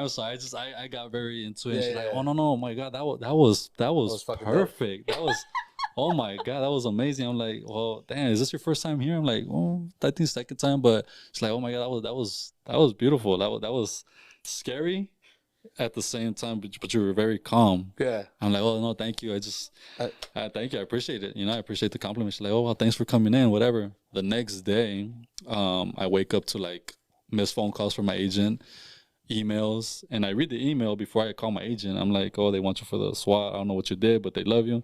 I'm like, oh shit, hell yeah! But I call my agent, acting like I'm chill, like, hey, what's up? You call me? they're like, well, you flick the thing out. They're like, I mean, she's like, oh yeah, I don't know what you did on the audition, but they love you and they want you on SWAT. I'm like, oh, okay, cool. And she's like, yeah, from this point on, they're gonna be reaching out to you. I'm like, all right, cool, no worries. And then I hung up. I'm like, damn, fuck yeah, homie. I fucking got that shit. Now I was jumping around like a kid, you you know? took a big risk and you made a choice. Oh, yeah. So the They sold them. no, I know, but that the weed, the joint sold it, right? Yeah. I have a similar story, dog. Yeah. But I wasn't enacting. Yeah. Back when I was 18, It was real. It was real life. real life shit. I ended up in juvie, but Back when I was 18 years old, right? We used to go to Tijuana. Ay, cabrón, Mike, right? We used to go to TJ in Rosarito, Ensenada Club. And there was this group of friends that I used to kick it with from La Puente. Right. And I remember we went to Papas and Beer. And I didn't smoke. I didn't smoke cigarettes or none of that shit. But I knew that there was a lot of girls that smoked. So I used to carry a frajo right here, a cigarette. And I walked around the club, bien chingonzote también, and that's how I used to pick up girls. Girls would be like, hey, can I get a cigarette? I was like, yeah, let's go smoke. Oh, right. That was my pickup way. So I got that technique. But I would carry it here también. that's why you wouldn't get that number at the end. You don't need the number, dog. You don't want to get that number for... Sure. For what? So that's fun, dog. Anyways, What happens over there it stays is over a there. Valentine's Day special, guys. You know what I gotta say though before anything? Like when he's talking about a casting thing like that, it's freaking tough. You know, and I haven't done one, but I did one for Chicano Hollywood for the streaming app thing, where we have to stand on the marker and you know, like the whole Disney thing where they wave the wand. You're watching Walt Disney Channel. Yeah. I don't know if you were able to do that. So Johnny called for anybody that's gonna have their things on there. And I went, had to stand in the marker, and there's people watching me. That was the worst thing I've ever done in my You're life. like nervous and you're like, Ridiculously. I need to think of 5 different things at the same time. They were telling me what to say, but I was like, slow down, let me read it. You have to memorize 2 words. 3 lines. You couldn't do that shit. Dude, it was freaking hard. Like, we're in front of these cameras and I'm fine, but standing on a marker and seeing a green backdrop, it just changes everything. So I can only imagine. I can only imagine what you guys are feeling up there. Imagine having like 5 people at a table staring dead face at you, and you're like, am I doing good? Am I don't know. I knew I was doing horrible. I was looking at them like, this fool's there. They're like, this fool sucks. We're not going to put his shit up. That's for damn sure. Well, he's still working on that. But I know I'm not going to be there. I already know it. And it's okay. Yeah, it's all right. Hard, this is, I mean, for me, like I was raised a little, I mean, not raised. I grew up a little like quiet, very observant, and kind of shy. So doing the audition process was like, fuck, it's very nervous. And, you know, like I get nervous. But once I get the job, and it's funny, like now I'm on set, it goes away for some reason. It's weird, you know, but only within the audition, I'm like nervous. But once you're on set, I'm just pumped up, like, hell yeah, I got this, you know, and then memorizing, having memorized. Well, it's all the preparation you guys do. You know, you guys are preparing this whole time. So you're like, you know, you're going prepared. For casting, there's uncertainty to it. Mm-hmm. But there's a question I want to ask. You know, I don't know if we're ever going to have 3 actors, you know, here. But. Well, let me just say. Okay. To throw a fucking, that's crazy.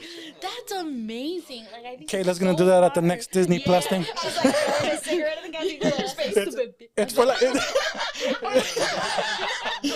She's like. Wait, That's amazing. Doesn't Sofia Maria do that?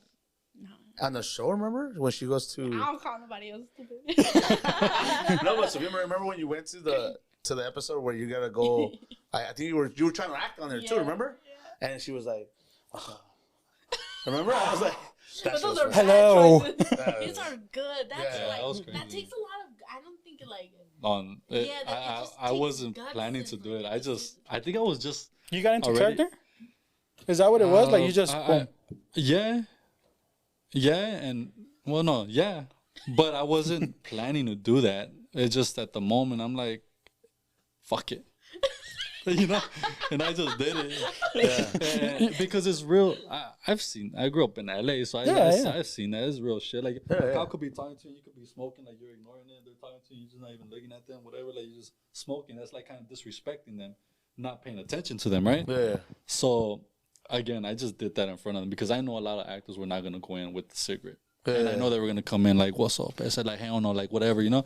But I wanted to be different. And that's just, I've always been that way. Even on my block, like I was different. Yeah, I was different from, you know, Spooky and just the other characters. You know, they were doing their whole thing, like, you know, whatever. I'm just different, you know, and it's just it I don't know, it just does something to me. Going back to the Santos, the Spooky and Sad Eyes, kind of questions since Kayla's here, and she's obviously a new character on Freeridge, Right. And you come out on Freeridge, obviously at the end. We already talked about the granny. The granny's there. Yeah, we're there. Gloria joins a gang. She joins Los Santos. I'm just throwing ideas out there, okay? Speculation time. Conspiracy theories. Joins a gang, right? Right. She decides to join Los Santos. Right. Sad Eyes, what nickname would you give Gloria? Join Los Santos. I wouldn't know. Like, I would need to know her first. I mean, because she already gets down, dog. So she's gonna be down for the putazos for the 10 seconds of putazos. So I think I'll call her La Traviesa or something. La Traviesa, you know? Okay. Yeah, because I see she does get down right there. You know, in the beginning of the show, so La Traviesa, and then she's spitting on her sister's face. Like, there you go. you know, she crazy. She crazy. I would call her something like coffee or like coffee, like coffees. Like coffee? Oh. She comes a lot.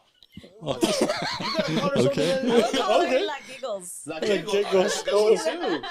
That's a good one. She's giggling all the time. I gotta come up with a name. Yeah. What the fuck? You got one too. I don't know. The only Chola names I know is like Sad Girl and Sad Girl. But she's the opposite of Sad Girl. That'd be good. Sad Eyes. Well, normally that's how it works, though. You pick the opposite name because that's not what they are, right? Shy Girl. What is it? Yeah, you're not shy, but we'll call you Shy Girl. But for sure we'll have to get matching tattoos, so I'll have to take it and get that. You know? So, smile now, cry later.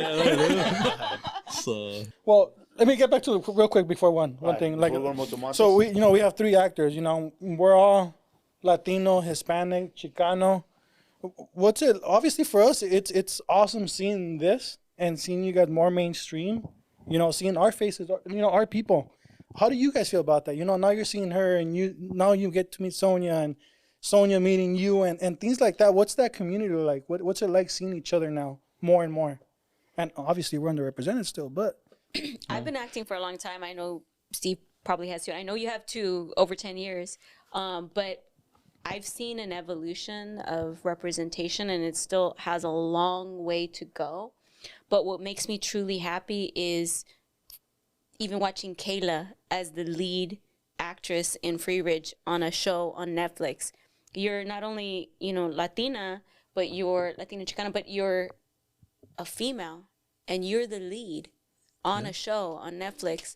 That is so badass. And it's things like that make me so happy that we're getting the opportunity to be in these roles, but also the role that you're playing is more close to who we are as people in our culture and our families and the little mannerisms. Like I was telling you, the scene that you talked about, I relate to it, and a lot of your relationships in the show, I relate to that. So, you know, even the writing is better. It's more representative of us and the characters, and we're becoming more of who we are, and we're not having to play other people. We're able to get roles to play our people, and I think that that's a beautiful thing. Yeah. She just speaks so well. Like, I got a feeling you guys are gonna become best friends or something. You gotta teach me the way you speak, girl. No, but I agree, and I do feel really lucky. Like as you said, we still have a long way to go. But also, I think like I'm really regular. Like I say this all the time, not in a self-deprecating way where like I don't feel good enough, but like I feel like I'd be your cousin. Like I'm like barely 5 feet. You know what I mean? Like I got a regular face. I'm not, and it's not the crazy. And you know, I love myself. I'm not talking like that, but I like feel like maybe like a couple years ago that I wouldn't be able to be in this position, and so it's because of people who have really fought for representation, and it's the reason that like I'm able to be here. And it like I guess in order to your question, like to be a part of it, and like even like a small part that like drives it forward, it feels like a gift. It feels like, how did I get so lucky to be a part of this thing that like maybe now I can help pave the way, even, right? It's like, sounds crazy to say. It's possible. You did it, and you're doing it, and you're being your authentic self. You're not having to change who you are. You are really living in it, and it's beautiful to watch. Yeah, so it's yes, every time.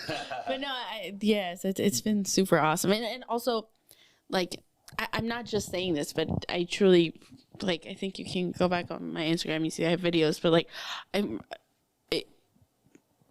think as an actor, you like have your dreams, right? And you have your goals and your things. And so I think a big one is like to become a series regular. You're like, it's the thing that you want. And so that was my goal. I never thought that not only would I be able to reach it, but I'd also be attached to something that like was so special to me. Cause like on my blog, cause just for me, it was like this thing that like gave me so much hope and laughter, and that I like saw myself represented like to a T. And so that was like so wonderful, and to like have my biggest opportunity come from something that like did so much for me. It's like, dude, how the just so lucky. Blessings on blessings. Anybody got a tissue? No? No, but we got a shot. Yeah, no, just what they said is exactly what they couldn't have said it any better. And yeah, no, it's just I'm also just like her. There's times where I just can't believe that, you know, I'm watching myself. I'm like, it's normal now, but it's sometimes I gotta kind of sit back and realize, like, damn, I actually went through everything I went through to get there. You know what I mean? Like, it's crazy because I would have never thought, you know. Again, I wasn't put into acting class. I didn't have that type of, I don't want to say support from my family. It's just, this is just something that they didn't see because they probably saw that I was very quiet, you know. But yeah, once I turned 18, it was just like, okay, let me try it, and I just went for it, and I'm happy that I was able to connect with a lot of people, a lot of my people, and just, you know, getting into these projects, you end up building relationships that become family, you know, like on my blog and SWAT have become like a family where I'm able to like text them and say hi, or Merry Christmas, Happy New Year's, you know, stuff like that. And you just build like this relationship where, again, it just becomes family. And I just love it, man. You know, I guess I could say I'm blessed, you know, and I gotta appreciate that, you know, or kind of see it, you know, learn to just, you know, see it and be like, damn, you know, I gotta, you know, thank God that I'm in this position with amazing people like, you know, Keyla, you know, Sonia, you guys, Thank you. people on my blog, Eddie, like Lauren, like producers, directors, like everybody, even on SWA, like everybody is just, I'm so blessed, you know. And it's also sad though that even in the, you know, Latino world, there's also some people that you would want to work with, pero they have like this ego or whatever it is, where instead of wanting to work with you, they kind of like, let me keep him under the shadow. Like, I don't want him to take my shine away, you know? And it's not that you're trying to take anyone's shine away. It's just you want to work with them, you know? You're in the same business, you know? Yeah. But I kind of seen a lot of that stuff, and I take it a certain way, and I'm just like, you know what? It is what it is. I just hope that if anything bigger comes out of, you know, my journey, and I take my route, you know, where I'm supposed to be at, don't ever say that I changed, because when I was trying to work with you guys didn't want to. Yeah. So if I come up or whatever it is, don't say that I changed, because I didn't. You know, you guys, I was here when I was trying to. You guys didn't want to help me out or just, you know, friend with me. Then it is what it is. And what she said earlier, like, you know, it's not that we change. It's just that, you know, we accomplished something, and we're going to move forward. And if we have more confidence in ourselves, that doesn't make us any more like, it doesn't make us conceited. It doesn't say that we changed, because I've heard like, man, you changed. I'm like, well, what the fuck? I didn't change. Like, what are you talking about? I'm just happy now, you know, that I fucking did what I did. Like, nah, you changed. You don't want to kick it with us. And it's not that I don't want to kick it with you, but now I'm around people that are in the same, you know, mindset as me as an actor. You know, we have the same, you know, job, the same show. I'll probably be hanging around with her more or whatever it is, you know. And if the friends that I've had before are not really with it, it's not that I'm trying to stay away from you, but we're not in the same thing, you know? Like, we're still cool, but I mean, that doesn't mean I'm not your friend. It's just, you know, I have more time with people that I work with, and they understand me more, you know? So, but yeah, I mean, it's got its ups and downs, but I mean, it is what it is, you know? The world's not perfect. Something that he said right now, that I was thinking the same thing. I know what you're going to say. With us in the podcasting world, we're not big to where we want to be yet. We hope to blow up and be big and continue to bring content. And we've had the same issue as trying to reach out to fellow podcasters. Some have been good with us, and you know, we've even had one Saul on the show, and he was pretty big, But we had other people that like shoot us down, and I ain't even gonna say names because they ain't gonna get mic'd out. I will say something because I am gonna say this shit. I am gonna say this shit. Gangsters. Ain't no beef, but he's been holding back. I've been holding back, but I've noticed. You noticed? We've noticed.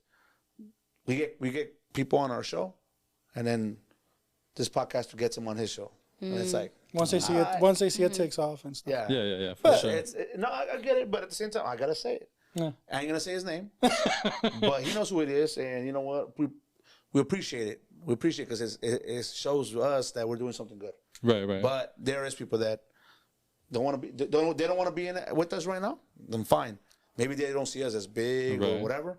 But when we get to a certain level, we're gonna show the same thing back. It's gonna be like it's not that. We are. Yeah. No, I'm saying it's like you said. It's like you didn't give me the opportunity. Why am I gonna look back to you now? Right. If, you know. You know what it is, and we've talked about this quite a bit actually. It's embedded in our culture. Like we can't be happy for each other. We get jealous. It's jealousy. You know, like it's like damn. Like I said this before. It's like sometimes when it's an insecurity we carry, like.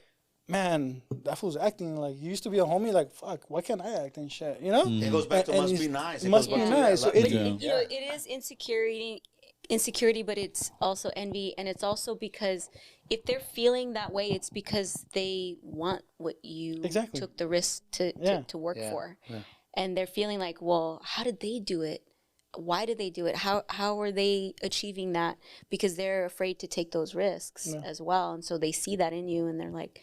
And then they use the insecurity that they have to talk shit about it, right? Yeah. When the truth is, like, I'm a big believer in, and I'm a leader at my day job, and so I tell the people that I work with, I'm training you to replace me. I'm teaching you what I know to replace me, and I'm doing that because I'm telling you to your face, you're gonna replace me one day, and I'm giving you all the knowledge that I have, because that only means I'm gonna elevate. That only means that the universe is going to elevate me to another position of higher value. So with acting, the same thing. If someone wants to know about my journey, my process, I'll let you know what I did, and I'll share the knowledge because I want you to replace me one day. But that means because I'm elevating as an actor. But it takes a lot to get to that mindset, and most people aren't in that mindset. And so then they sit in the insecurity and envy and jealousy and not let you shine because they haven't gotten there yet. But really, there's so much abundance for everybody in this world. You don't need to worry about the next person. Why can't we just be happy for each other and help each other rise? And I say this all the time, together we rise. So if we can help each other as a people, as Chicanos, as Latinos, support each other, that's great. But you also have to set boundaries for the people that want to pull you down. You have to set boundaries, and you have to separate yourself from those people. Like Steve was saying, we're like, you know where somebody's coming from. If they're not supporting you, they're trying to pull you down, you need to separate yourself and then set some good boundaries. Yeah, don't get me wrong. There's also good people. Like, I'm not gonna, and I always say every time I come on like a podcast or whatever, radio station, whatever, I was given an opportunity from a friend that I'm real close with right now. I don't know if you guys know his name, Noel G. Hector. So Hector. So, Hector. and I've always, to this day, I'm gonna say that he's the only one that he didn't have to, but something about me and him, we clicked, and he pretty much took me under his wing and introduced me to an old agent that he used to work with. So that's all I needed as an agent. And I'm sure we all just need like an agent, right? So once that was done, auditions came in. I booked my first audition, And from there, I think she believed in me even more. So then that's when I started getting the other ones. I got Freeridge, I got SWAT, I got Deputy. So point is that Noel didn't have to do that. And he is one good example that I could tell just, for anybody that he's a good guy. And he took me under his wing, and he could easily have been just like, nah, hell no, I'm going to be the one shining only. Like, I don't want nobody taking my shine. Yeah. But he has that mindset where there's room for everybody. And whatever knowledge that he has passed on to me, I've also passed it on to people who I want to be able to help out as well. And for one was like Sonia as well. When she first came, she didn't really know too much about, what's going on in the industry and how people are and how people could be. So I kind of gave her a little bit of like, you watch out for people like this and be careful with people like that. And, just if you need anything, any help or anything you want to know, just let me know and I'll give you my best advice for it, Well, like Noel G helped you out. He paid it forward for you and your path. You did that for me because I just moved to LA 3 years ago and I was new to this industry. I have a San Francisco network, but being in the film industry over there is significantly different from here. So I had to build my network. And as soon as I got here, Steve and I worked on In Broad Daylight together. And he paid it forward to me. And he helped me rise by giving me knowledge that he didn't have to give me. But he helped me out in paying it forward. So I'm going to pay that forward too. Yeah. So it's just, good people, It's dope. Cool. It's dope. Yeah. You want it ready? You ready? You've been talking about this all day, all week.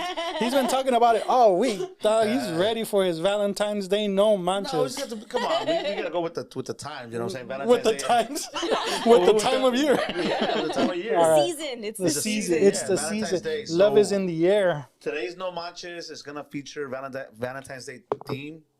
It could be about love. It could be about Valentine's Day itself. Anything goes. Okay, so I'll start it off. I'm gonna start pretty light. I did have a bunch of no manches, but I'm gonna keep it with one. Okay, cool. All right, so the chocolates that they sell for Valentine's Day. You guys know the little heart-shaped boxes. They come in little small packages. They come in kits, whatever. Who the fuck? Excuse me. Yeah, dog. Dang, he's coming at them, dog. Who the fuck? Tell them makes how the you really decisions feel. To pick those chocolates because they taste nasty. Or maybe I'm buying cheap ass chocolates. Aren't they like assorted flavors? Yeah, but they're nasty, fool. There's only like one. It's like playing caramel the bean challenge or whatever, the jelly bean challenge. Where you ever play? Bamboozled, yeah. Where you fucking gotta pick a jelly bean and it could be either a nasty or a good one. They both look the same, but you're either gonna get the like throw popcorn or vomit. Yeah, vomit or popcorn. Yeah, they have these shits like that. Who fucking makes these candy? Who sits on the damn table when they're saying this is the fucking chocolate that we're gonna put on this? Hey, for every 10 people that like a caramel one, there's like that one person that likes that coconut one. Well, I'm just saying that. I'm just throwing an example. Don't take it out on me. And they all taste like shit, by the way. So I don't know. Do you ladies like that shit? Do you guys eat the chocolates? Have you guys gotten chocolates and eaten them or? Ferrero Rochers, dog. Oh, those are good. Yeah, I love it. Mix them all up. No, not even the chocolate. Because I'm not gonna I'll give it to someone. But like when you get it, you're like, oh my god. Oh, when you get it, you're like, yeah. It's like, oh my god, I love it. So I think it makes the chocolate taste better. It's not that counts. Yeah, you're because so it's during happy. Valentine's. You're like, oh my god, I love. It's like Rusty coming and give you a chocolate. Yeah, just wash them down with milk and you're taking shots of chocolate. Do you like that? Okay, so let me tell you. I used to have a secret admirer that would send me like Godiva chocolates. Those are pretty good. But like super crazy arrangements. And I was like, what? Who's sending this shit? Like to my house. Like, how do you even know my address? Well, that's a little And I was like, and then they kept on coming. I was like, Godiva, like, oh my God. I was like, ooh, this is good. Ooh, this is like, they were so I don't know who you good. are, but keep them coming. And it was a secret admirer. I was like, damn, those chocolates were good. Godiva. Godiva and the Did Ferrero you ever find Rochers. out who it was? I eventually found out who it was. He's in jail now. He has a restraining order. He He's lived under restraining states order. away. He lived like in another state. Wow. Somebody you knew? It was a friend of a relative. Okay, so that's how they got the address. Yes. So you gotta worry about your relatives because they're I snitches. know. Passing out all the information, That then. was going on for months. I was like, damn, these chocolates are hella good. But yeah, it was kind of creepy at the same time. Yeah, that's pretty creepy. Who wants to go next? I'll go next. All right. No manches. The procrastinators. The people on February 14th. Okay. I was gonna say, you're talking about me, dog? No, at 4:30 p.m. rushing to the flower shops, rushing to the. They run out of flowers. They run through all these stores and they end up at CVS, right? Trying to find something. Fellas, let me give you a tip. Buy some flowers the day before and the day after, and that's it. Give her one flower before and just tell her, it's not about Valentine's Day. Oh, so you're a cheapskate. That's what you're saying. No, it's just you just got to work the system. Cheat the system. But no manches, guys. If you're going to do something, don't wait till 4:30 p.m. on your way home. Or the fools are trying to make a reservation the day of, and it's already fucking booked, right? True. Oh, yeah, true. Yeah, 4:30 p.m. you're making a reservation for 5 p.m. Yeah. But yeah, just don't be a procrastinator. If you're going to do something, just get it ahead of time and that's it. Well, see, that's a part of my no manches, which is, and I told you guys this before, but I don't like Valentine's Day. I don't want to celebrate Valentine's Day. Don't take me out to dinner, movies, nothing. Don't give me flowers on Valentine's Day. Like, don't do it. I'm not about it. You could do it before. You could do it after. You could do it 2 weeks before, 2 weeks after, a week after, days after. But on the day, I'm not going out. No. Those restaurants are ridiculous. The restaurants, the waiters, the servers are agitated and angry and overworked, and the lines are long and the food is cold. Like, every Valentine's I've ever had has been terrible, so I'm not gonna do it again. Like, just before or after, that's it. Hey, there you go. Hey, it's pretty cheap, huh? I don't have to worry about Valentine's Day. Because I know there's some vatos out there that break up with their girlfriends Before Valentine's Day? because they don't want to buy shit on Valentine's Day. They hit him up February 13th. Baby, it's not working out. I'm sorry. out. February 15th comes around. I made a mistake. I'm sorry. I was wrong. So wrong. I was so wrong. I just realized I missed you. I know you show up with the assorted box with the nasty chocolates. What about you guys? Who wants to go? Who wants to go? Okay. Damn, no manches. No manches is you asking me this shit. Shit, no manches. I want to say like, maybe like when you get the what's that spot called? The edible arrangements. Yeah, edible arrangements. So, they have like these chocolates. The flowers? The chocolate boxes, flowers, whatever it is. They have them in their like refrigerator, right? But you could see that they're already dripping like brown and shit like that. Like by the time it gets to the person, they'll be like, holy shit, fuck. But I know they're expensive too. Like no manches, they're fucking that expensive and they're already fucking melting and shit. Like all brown and it just looks like the fruits are expired. Yeah, it looks like it was like maybe $10 when it's really like 60, So whoever gets it is gonna be like, damn, this is nasty. I used to sell chocolates when I was younger, when I was a teenager. Right. I'm pretty sure you guys have seen them. They're like the kids that walk around with a big box. Yeah. It's for the youth and shit. Yeah. Keep away from drugs and gangs and violence and all that shit. I used to do that. It doesn't work. It only gives us money to do what we want to do. So I know what you're talking about because we used to fucking be out there in 90-degree weather, 100-degree weather. The chocolate would melt. Chocolate's all melted, and then I would sell it. Right? It was just like $5. Yeah. But I would be like, hey, if you were walking with your girl, right? If you guys were together or whatever, I'd be like, hey, what's up, bro? Your girlfriend might want some chocolates, blah, blah, blah, blah. And then, but by the time I sold them to you, you open them, those shit were fucking sticking to the wrapper. Yes. The chocolate's all white because it turned colors the and peanuts melted. are by themselves. Yeah. That's what I was talking about. Yeah, so. That's no manches. There's no manches. Let's go, Keyla. Yeah. What's your no manches? Don't do that. Oh my God, no manches. As be about Valentine's Day or love. Love, Valentine's Day. Relationships. She's like, this is why I want an Oscar. Oh my God. What's the worst gift you've ever gotten on Valentine's Day? Or not the worst, but like the one that you're like, No, I don't think. I don't think I've ever like. I'm like, oh, it's just like I don't know. I don't think I'm too picky with that stuff. Okay. You know what? Maybe no manches is I'm not that picky and they're picky. Shut the I went out of my way to do something nice, even if it's small. Appreciate it. Yeah. That's aggressive. Y'all say something. I was gonna say that happened to me when I was in high school. A lot of shit happens to me. Have you noticed that? Choose? Yeah. Nah, I know what you're talking about because back in high school I used to dress all cholito out, right? I used to wear solos. Yeah, solos and fat laces and Aquafina on the pants. Nah, what the fuck? Starch. Pero te acuerdas que in the summer we used to wear gloves, the fucking black gloves. You did? Yeah, fool. I mean, you know what? I got one. No Sorry. manches. Who's that wear black gloves? Don't use it. No, you know what's no manches is like when you do something like thoughtful for someone and the other person expects something like super expensive and they're like, oh, this is all you got me? I shut the that's so I hate that. That's no manches. Ungrateful. Yeah, so ungrateful. Like it could have been like, I mean, just write a card. It's like thought and time that you spend into something. So it's like, oh, if you didn't give me this or she didn't give me that also.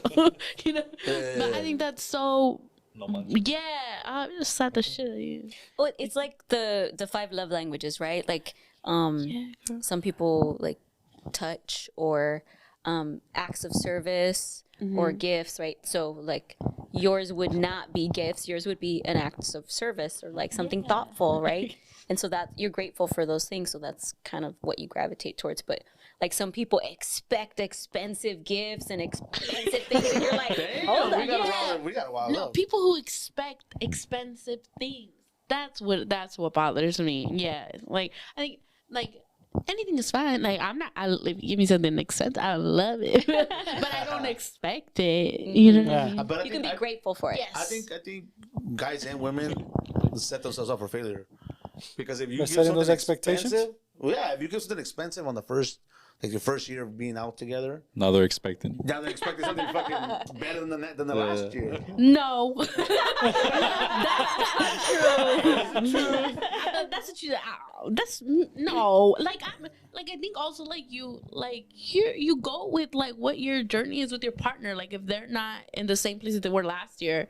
Like, you know, like, no, it's cool. We could do something small. Like, it doesn't have to be, just communicate. Like, So you'd be happy with a picnic on the park? Oh, my, I would love that. That was cool. Really? Love that. Yes. Like, just pull out a blanket. Make some sandwiches.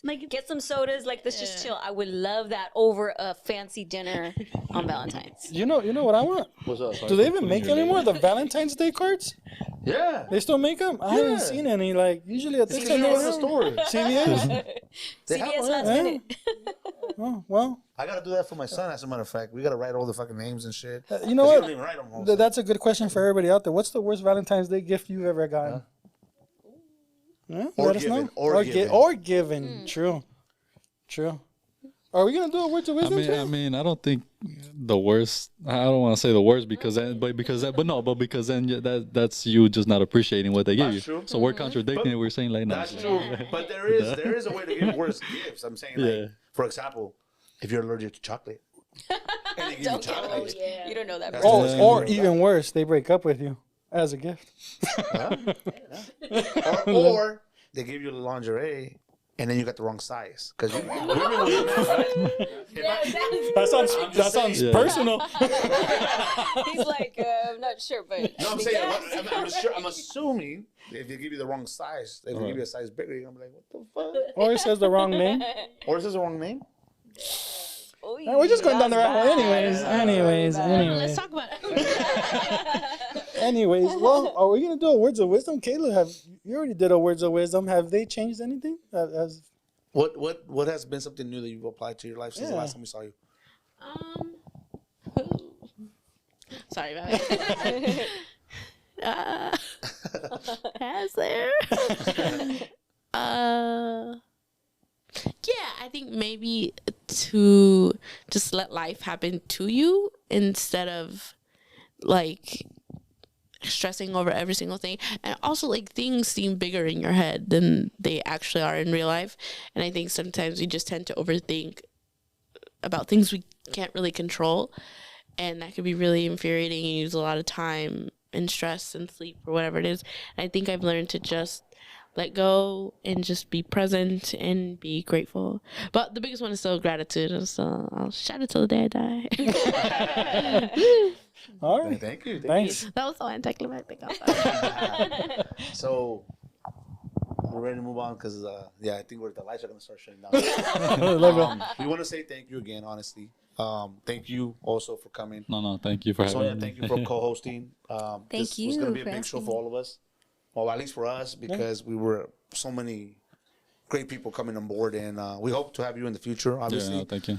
I got questions for you. Kayla already signed up for Kayla's co-host. co-hosting that one. That sounds scary. you could be a co-host. You could be a co-host. You could be a co-host for that one. So no, thank you, and obviously you guys are killing it. We're waiting for your movie. Coming soon. Yeah, coming soon. Addicted to You. There we go. Coming soon. But you guys are killing it, and I know they're gonna pick up season 2. Hopefully. I can see your storyline. Obviously, you're gonna take the main role in the Santos. Gotta make some phone come on, calls. Oscar's gone. I mean, if you haven't seen On My Block, Oscar's gone. I know. That shit hurt too when he. Oh, I don't know. Yeah, damn. But anyways, thank you. We can't say thank you enough because it's been an awesome night. We could continue on going for hours and hours and hours, but I know you guys got things to do. Everybody has things to do, but we definitely want to bring you back. Yeah, no, thank you. I We're gonna appreciate bring you that. back as co-host. So I don't know if you guys want to finish. No, it off. just Kayla's words of wisdom. We're just grateful. We're grateful for having you guys here and just being a part of this and just listening to you guys. It's been amazing, and just you guys sharing your experiences and everything you guys have done and are going to continue to do. We're watching and we appreciate it, and we wish you guys nothing but the best. Thank you. Before we take off, any new projects that we could know about that both of you are working on, or?